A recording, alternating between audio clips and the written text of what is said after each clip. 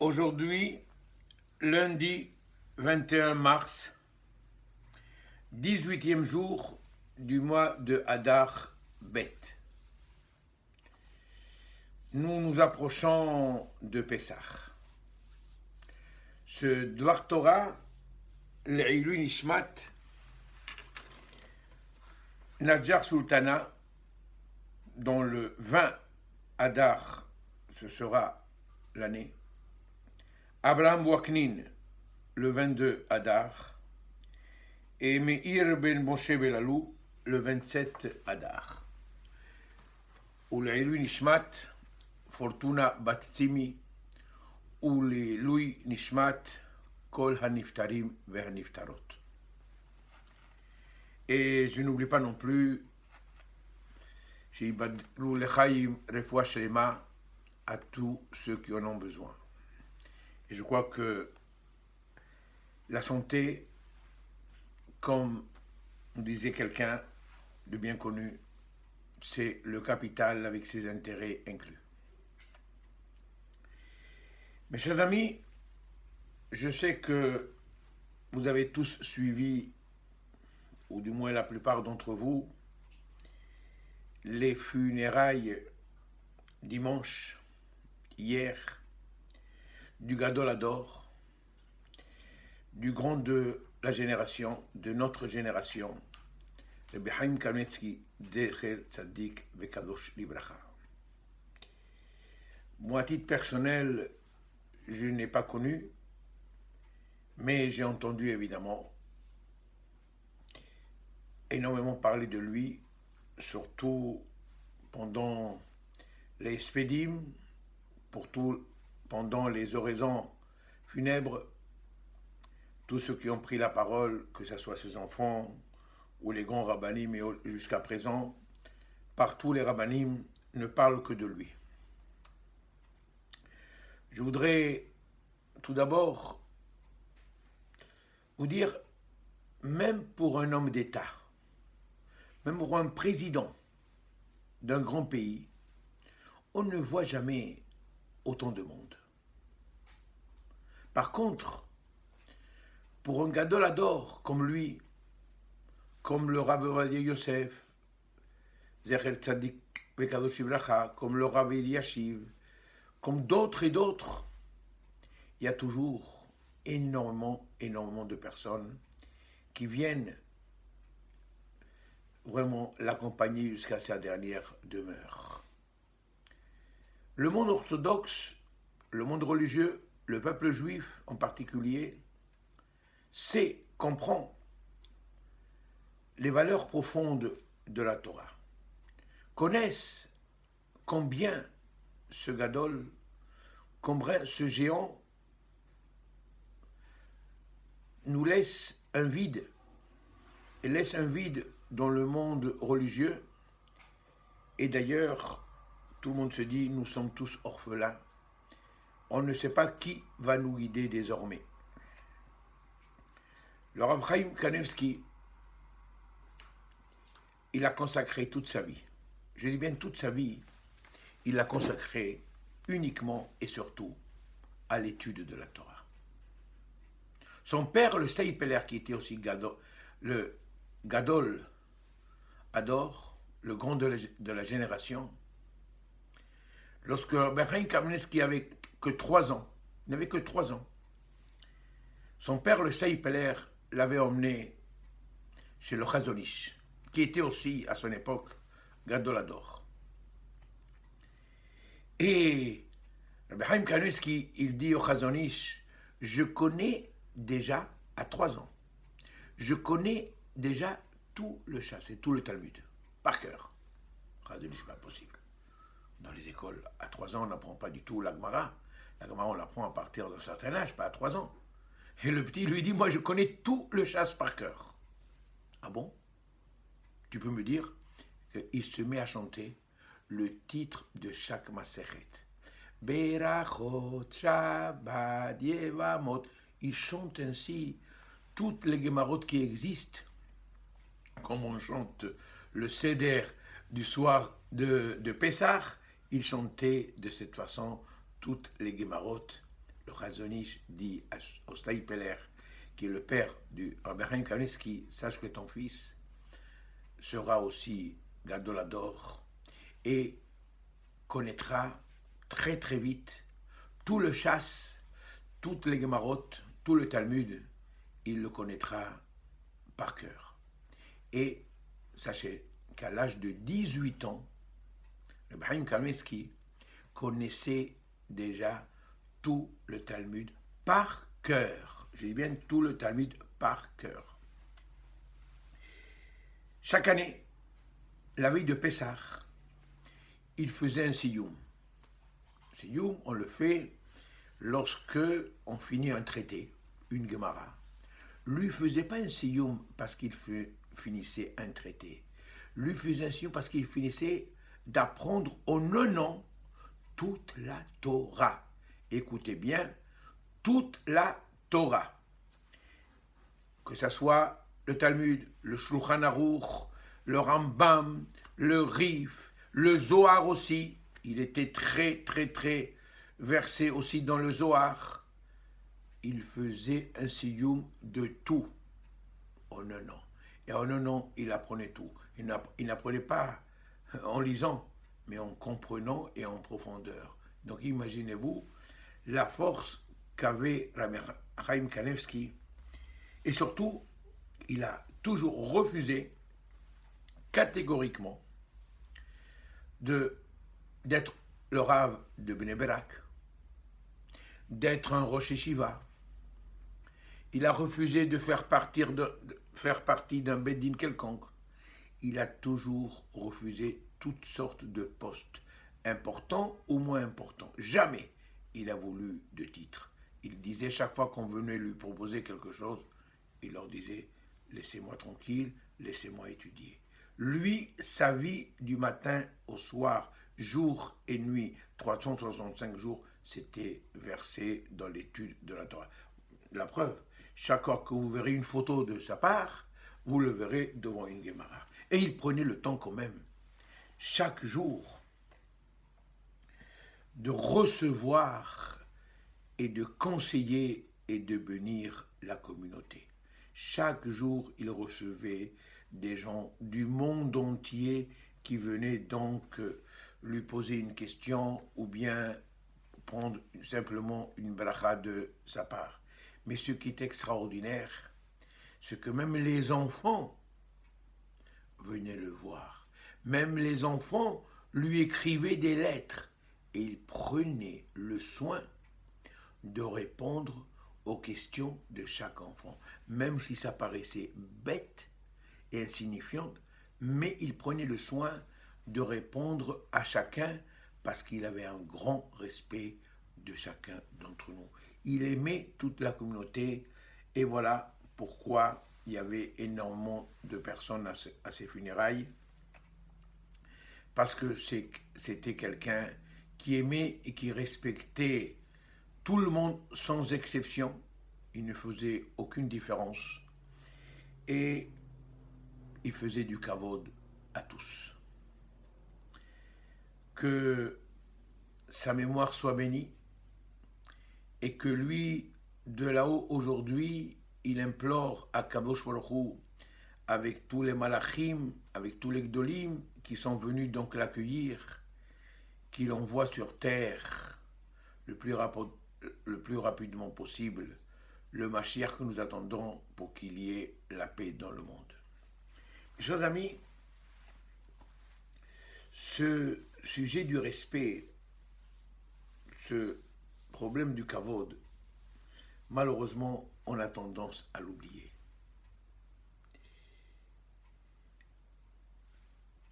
Depuis quelques semaines, nous commençons à lire le livre de Vayikra. Et comme vous le savez, tout ce livre va être pratiquement consacré au sacrifice. Comme j'ai dit déjà dans les cours précédents, il y a plusieurs sortes de sacrifices. Il y a le Korban Ola, c'est un sacrifice qui lui coule l'Hachem pratiquement. Tout entier, il brûlait et tout entier, il allait vers Dieu. Le Kohen, il n'avait uniquement que la peau, mais pas la personne qui l'offrait, il n'avait absolument rien. Alors que d'autres corbanotes, d'autres sacrifices, celui qui l'offrait avait une part, le Kohen avait une part, et Dieu aussi avait sa part. Par contre, le Korban Ola, lui, Kulo Kalil, tout entier, on le brûlait et il allait vers le ciel. C'est pour ça qu'on l'appelle Ola, il montait. Ce qui est extraordinaire, c'est que la paracha nous dit Bimkom asher tishachet et haola, tishachet et hachatat. L'endroit qui est réservé dans le Beth Amikdash, dans le Mishkan, cet endroit qui est réservé lorsqu'on faisait la shrita du korban, du sacrifice Ola, qui lui, on l'offrait parce que la personne avait des mauvaises idées concernant surtout l'idolâtrie, ce qui est grave, très grave d'ailleurs, eh bien, dans ce même endroit, on devra aussi offrir le korban khatat, le sacrifice de khatat, qui lui s'offrait lorsqu'une personne commettait une erreur involontaire. Donc, l'endroit qui est réservé à la Ola est aussi réservé au Khatat. Tiens, c'est bizarre. Ola c'est une chose et Khatat c'est une autre chose. Pourquoi est-ce que la Torah, pourquoi est-ce qu'Akadosh Baruch Hu nous demande d'offrir les deux korbanot, les deux sacrifices au même endroit? Eh bien, Akadosh Baruch Hu aussi veut nous apprendre combien et combien nous devons respecter l'homme, quel qu'il soit. Même lorsqu'il commet des erreurs, nous ne devons pas le condamner davantage, mais au contraire, on doit le respecter et on doit l'aider à s'en sortir. Par conséquent, lorsqu'on voyait une personne offrir un sacrifice, puisque ça se passe au même endroit, les gens ne savaient pas. Est-ce que c'était parce qu'il avait fait une faute involontaire ou est-ce qu'il a eu des mauvaises idées? Puisque c'est dans le même endroit, on ne peut pas savoir. Eh bien, Akadosh Baruch Hu ne veut pas que l'on sache, ne veut pas que l'on fasse honte à celui qui déjà fait l'effort de venir offrir un sacrifice et encore on va le blâmer parce qu'on va le signaler du doigt. Tiens, il offre un sacrifice parce qu'il a eu des mauvaises idées. C'est pourquoi que ça se passe dans un endroit différent. Non, c'est au même endroit que ça se passe pour nous apprendre qu'on doit respecter tout le monde, et l'un et l'autre, et que l'on ne fasse pas du tout de différence vis-à-vis des uns et vis-à-vis des autres. Nous sommes un peuple, et nous sommes un peuple qui doit rester toujours uni. Et c'est en restant unis, que ça soit au sein de notre famille, au sein de notre communauté, c'est de cette façon uniquement que nous pouvons, disons, former une force et on pourra se battre contre tous les courants donc extérieurs. Mes chers amis, j'ai dit au début du cours que nous approchons de Pessah. Lorsque nous ouvrons le Shulchan Aruch, ce merveilleux livre écrit par Rabbi Yosef Karo, on s'aidant évidemment de tous les grands décisionnaires comme le Rif, le Rambam et le Rosh, la première loi qui nous cite à propos de Pessah, elle est très bizarre. Il nous dit Shoalim be'ilchot Pesach shloshim yom kodem. 30 jours avant Pessah, donc depuis Purim, parce qu'entre Purim et Pessah, il y a exactement un mois. Depuis Purim, nous avons l'obligation de commencer à étudier et à demander et à se renseigner sur les lois de Pessah. C'est vrai que mon cher Rabbeinu dans le désert, Un mois avant chaque fête, il enseignait donc les lois de la fête aux enfants d'Israël. C'est vrai. Un mois avant Sukkot, un mois avant Shavuot, mais surtout à Pessah, cette loi a été dite. Quelle différence entre Pessah et les autres fêtes. Je voudrais raconter une petite anecdote que j'ai vécue il y a très longtemps dans la communauté à Alfortville. Pour ceux qui me voient et qui me connaissent, vous savez très bien que je sonnais à Rosh Hashanah le shofar. Et tout le monde attendait avec impatience le jour de Rosh Hashanah les sonneries du shofar. Un Rosh Hashanah, il y a plus de 25 ans, 30 ans en arrière peut-être, je ne sais pas exactement. J'ai oublié le shofar chez moi à la maison. À l'époque, j'habitais loin de la synagogue. J'habitais 150 rue Étienne Dolé, presque à côté du cimetière. Et la synagogue, c'était rue Blanche. Et je me suis rendu compte, en pleine prière, oh là là, j'ai oublié d'amener le shofar. Je me rappelle, j'avais dit à un jeune qui était arrivé, un de mes élèves, je vous dirai même son nom, à Moïse Waknin, je t'en prie, va chez moi, cours, va chez moi, et voilà, à tel endroit exactement, il y a le shofar, tu me le ramènes. Il a couru, et il me l'a ramené, Baruch Hashem. C'était le temps pour pouvoir donc sonner le shofar. Personne ne s'est rendu compte de la communauté. Et on a pu donc arranger l'histoire pendant Rosh Hashanah. Aucun problème. Donc voyez bien que pour la fête de Rosh Hashanah, comme pour la fête de Sukkot, j'ai oublié d'acheter mon loulav. Eh bien, je peux demander à un ami de me prêter son loulav et de pouvoir faire les brachot. J'ai pas de souka, je peux aller dans la souka de mon voisin ou je peux aller dans la souka de la synagogue. Il n'y a pas donc de problème. Dans toutes les fêtes, il y a toujours une possibilité de trouver une solution au problème. Alors que pour Pessah, si on oublie le Hametz, eh bien, il n'y a plus de takana possible, il n'y a plus d'arrangement possible pendant la fête de Pessah. Où on connaît les lois et on les applique donc avant, parce que Pessah arrive, c'est trop tard.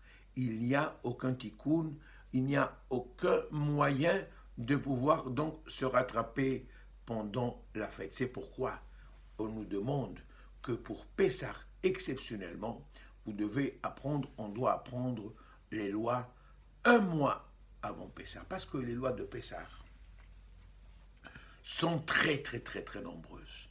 Il y a les lois concernant Bidikat Hametz, qui est la recherche du Hametz. Les lois concernant Biur Hametz, brûler donc le Hametz. Qui doit faire la recherche, comment on doit faire la recherche, à quel moment on doit faire la recherche, qui quelqu'un part en vacances, comment on doit faire.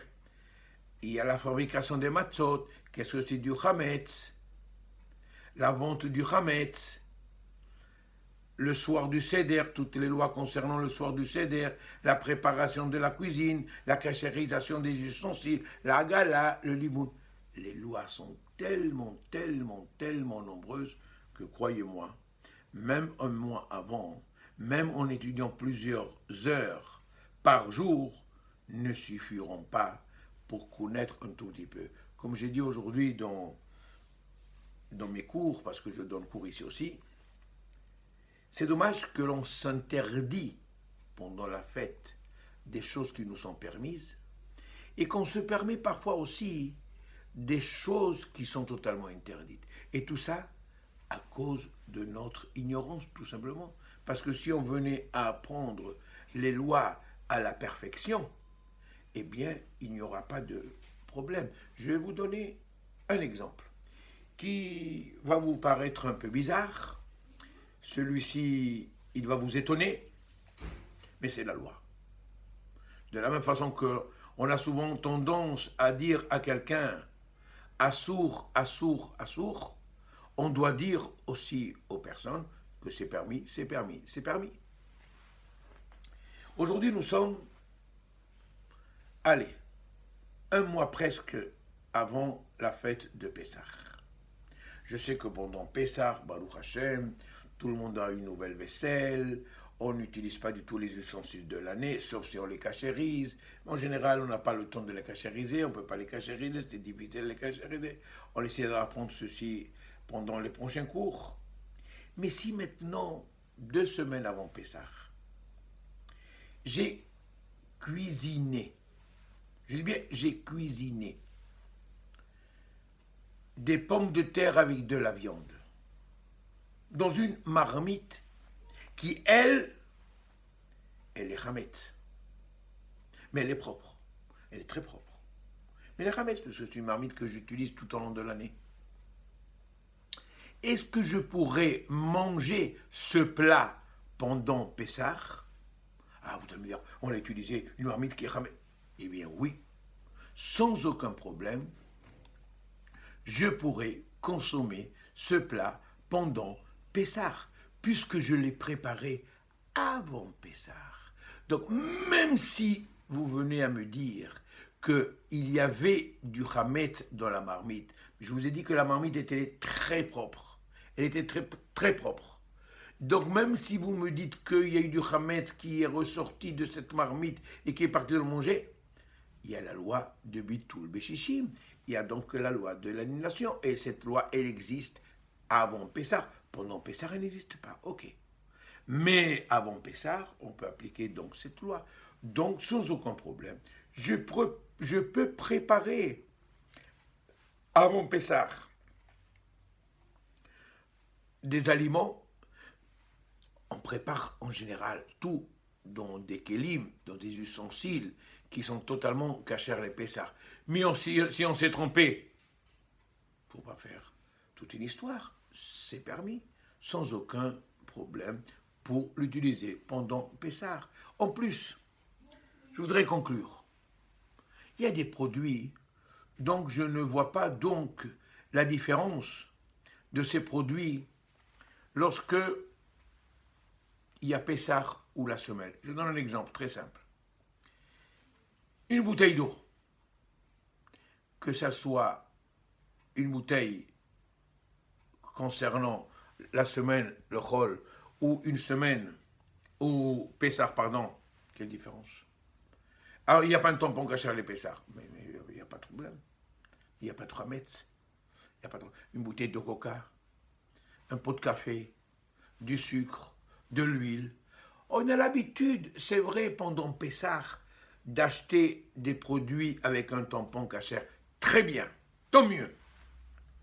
Mais si quelqu'un a acheté un produit qui n'a absolument rien à voir avec le hametz, mais qui n'a pas de tampon caché le Pessah, c'est pas un crime, c'est pas interdit. Il a acheté une boîte d'olives avant Pessah. Il n'y a pas écrit caché le Pessah, il y a écrit caché. Est-ce qu'il y a du hametz dans les olives? On verra qu'est-ce que c'est du hametz. Les gens se trompent et ne savent pas qu'est-ce que c'est du hametz. Le hametz, c'est tout aliment, tout aliment qui est composé de un de ces 5 céréales, que ce soit le blé, l'orge, le seigle, l'avoine ou l'épeautre. C'est tout. En dehors de ces 5 céréales, c'est pas hametz. Un aliment qui est composé de ces 5 céréales et qui a fermenté, qui s'est reposé pendant 18 minutes en faisant la pâte, alors ça devient hametz. Les matzot, elles sont faites à partir du blé, mais on ne les a pas laissées reposer 18 minutes. Dès qu'on a fait donc la pâte, immédiatement on a fait rentrer au four donc cette pâte pour qu'elle n'ait pas le temps donc de fermenter. Vous voyez bien que les dynimes de Pessah sont très complexes, sont très nombreux. C'est pourquoi il nous faut un mois pour les apprendre. Bezrat Hashem, la semaine prochaine, je prendrai un thème sur Pessah ou 2 thèmes sur Pessah et j'essaierai de vous les expliquer correctement. Shabbat Shalom à vous tous et je vous souhaite à tous de très très très bonnes nouvelles.